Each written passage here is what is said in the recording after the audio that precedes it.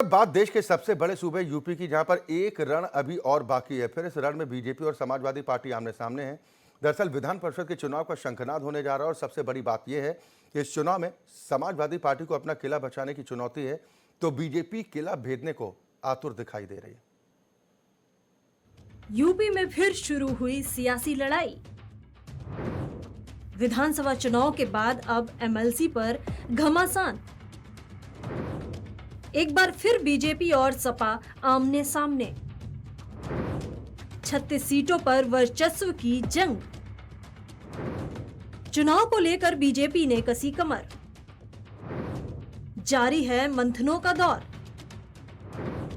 सपा का विधान परिषद की सीटों को बचाने की चुनौती, तो बीजेपी को किला भेदने का इंतजार। आ देखे जरा किसमें कितना है दम।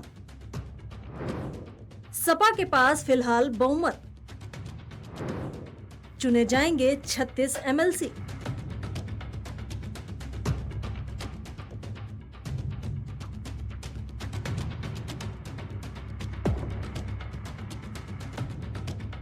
दो 2022 के रण में जमकर बोला योगी का डंका। जी हां, सीएम योगी के दमखम के आगे विरोधी भी पस्त हो गए हैं और उनकी सभी रणनीति फेल हो गई। सीएम योगी का ऐसा बुलडोजर चला कि सभी भविष्यवाणी धरी की धरी रह गई और 37 साल का मिथक भी टूट गया। फिर चाहे नोएडा जाने का मिथक हो या फिर दोबारा विपक्ष सत्ता में आने की बात, सभी पर सीएम योगी ने विराम लगा दिया है।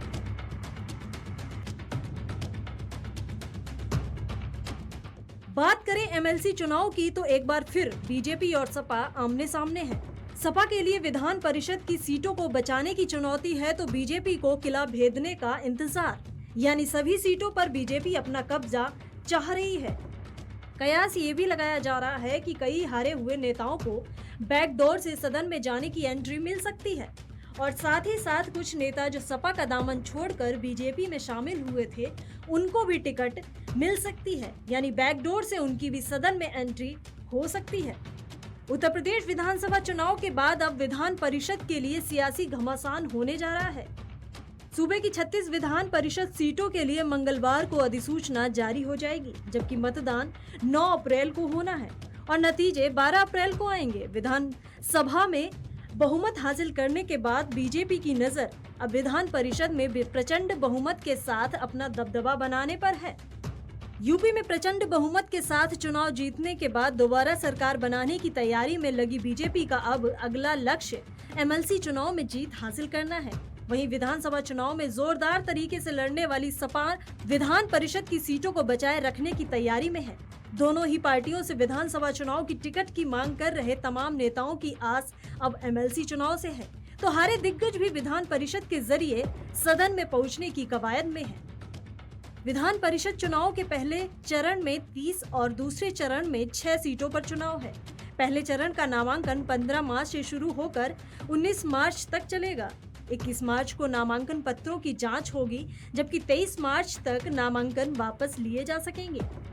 वहीं दूसरे चरण में 6 सीटों के लिए नामांकन 15 मार्च से शुरू होंगे और 22 मार्च नामांकन पत्र जमा करने की अंतिम तिथि है।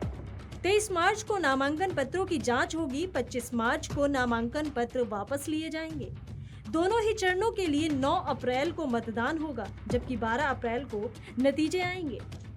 परिषद की 36 सीटों पर चुनाव के बाद यह पहला मौका होगा जब बीजेपी को विधानसभा के उच्च सदन में बहुमत मिल सकता है।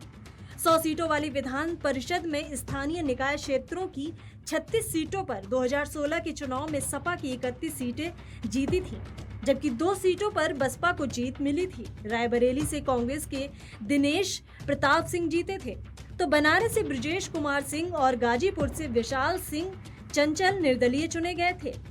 हालांकि दिनेश प्रताप सिंह बाद में बीजेपी में शामिल हो गए थे। उत्तर प्रदेश विधान परिषद में कुल 100 सदस्य हैं, जिनमें बहुमत के लिए 51 का आंकड़ा चाहिए। उत्तर प्रदेश के विधान परिषद में सपा को बहुमत है। उच्च सदन में सपा की 48 सीटें हैं, जबकि बीजेपी के पास 36 सदस्य हैं। हालांकि विधानसभा चुनाव के दौरान सपा के 8 एमएलसी बीजेपी में चले गए थे, वहीं बसपा के 1 एमएलसी भी बीजेपी में आ गए हैं।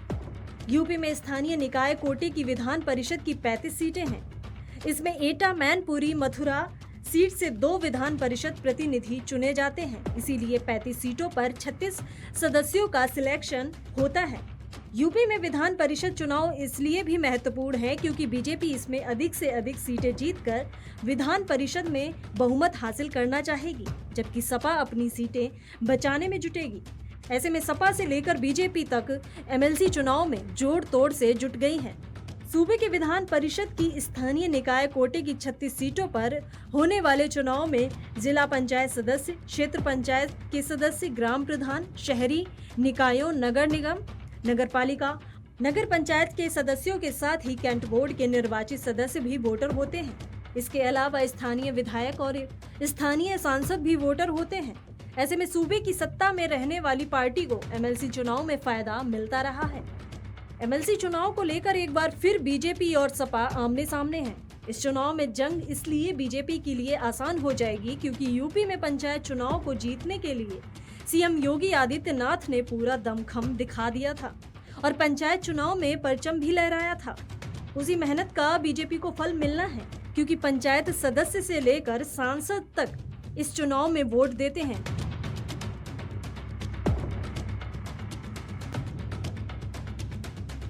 Bureau report, C10 news.